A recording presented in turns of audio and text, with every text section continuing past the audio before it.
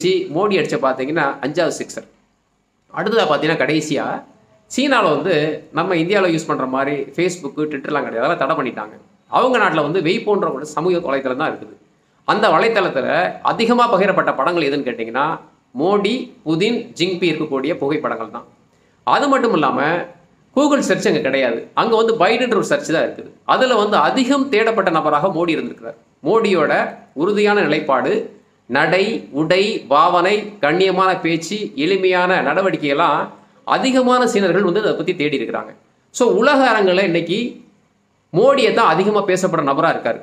ட்ரம்பை வந்து பார்த்தீங்கன்னா கேலிக்காகவும் கிண்டாலுக்காகவும் கோமாளின்னு சொல்லி தான் எல்லாருமே தேடுவாங்க. ஆனால் ஒரு உறுதியான தலைவர், மனிதநேயமிக்க தலைவர், ஒரு புகழ்பெற்ற தலைவர் சொல்லி மோடி எல்லாருமே இன்னைக்கு உலக அரங்கில் சமூக வலைதளங்களில் கொண்டாடுறாங்க.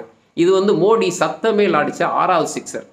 ஸோ நம்ம என்ன வேணால் சொல்லுங்கள், எத்தனையோ காலம் நம்ம வந்து இந்திய பிரதமரில் பார்த்துருக்கோம். ஆனால் உலகமே இந்திய பிரதமர் பார்த்து ஒரு மதிப்பு மரியாதையும் கொடுக்குறாங்க. அதுதான் முக்கியம். யாரையும் பார்த்து பயப்படலை. ஸோ எல்லா நாட்டு அதிபர்களும் வந்து ஓடோடி வந்து கை கொடுக்குறாங்க மோடிக்கு.